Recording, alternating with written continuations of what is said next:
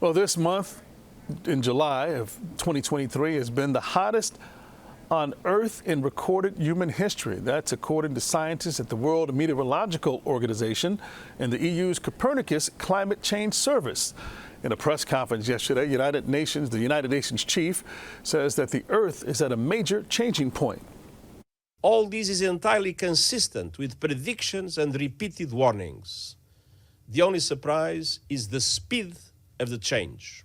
Climate change is here, it is terrifying, and it is just the beginning.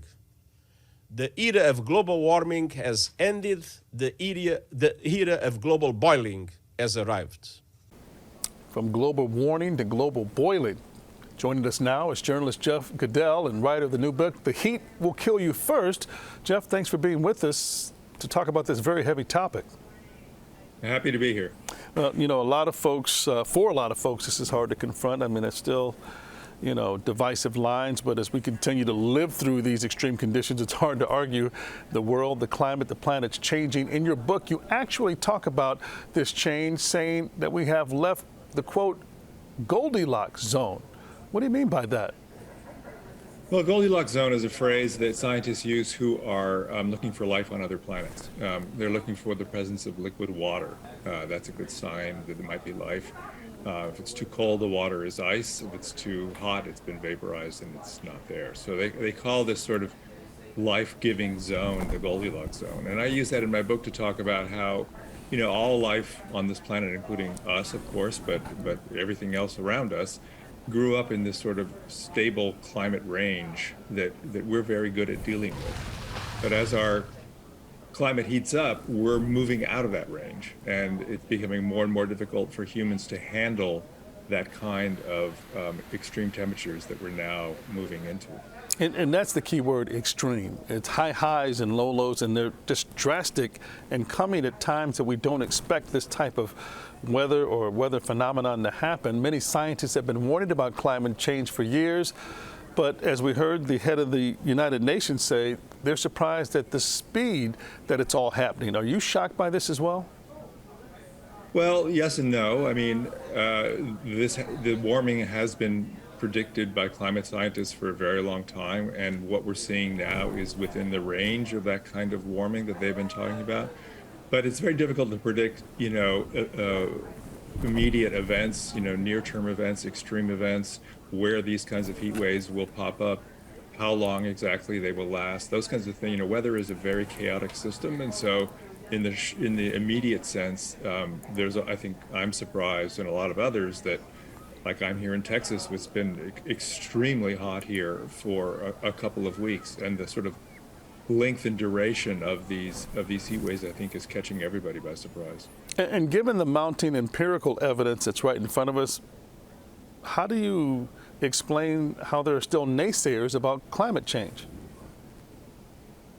Well, there's a lot of reasons why people, are skeptical about climate change, going from, their financial interests. Some people are invested in various industries, oil and gas, most primary among them, that do not stand to benefit from a world that takes climate change seriously, to ideological reasons. One of the things that's really happened I've been writing about climate change for 20 years, and one of the things that's really shifted is it used to be an economic argument. It used to be, moving to renewable energy is too expensive. When you can't afford the subsidies, we can't afford to build solar and wind and things like that. That's been reversed. Now solar and wind and renewables are by far the cheapest way to create energy.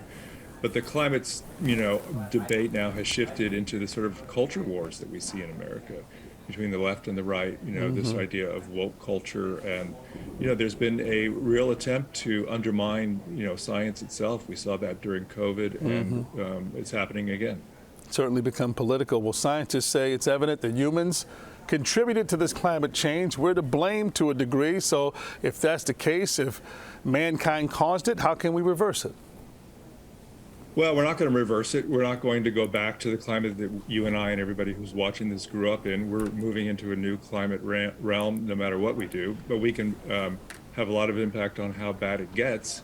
And the primary thing to do is to eliminate as fast as possible the burning of fossil fuels, to recognize that we're in a kind of climate emergency, that these extreme events are going to get worse and worse until we get serious about eliminating fossil fuels. And then we need to adapt our cities and places where we live to these extreme events. You know, getting air conditioning more accessible to more people, more green spaces in cities, more access to sort of public cooling, and most of all, getting smart about the risks of extreme heat, which I think are widely underestimated. Those are some great tips and advice for people who may feel hopeless about climate change, about little small incremental things they could do to help the environment, help stave off things as they continue to deteriorate. Jeff Goodell, who just wrote the new book, The Heat Will Kill You, and across the country, a lot of folks can feel like that's a very true statement, certainly not as extreme as we've been seeing out in the West in some areas, but today with the heat index in Chicago, 105 to 115 degrees, that's pretty hot. Jeff Goodell, thanks for being with us. Thank you for having me.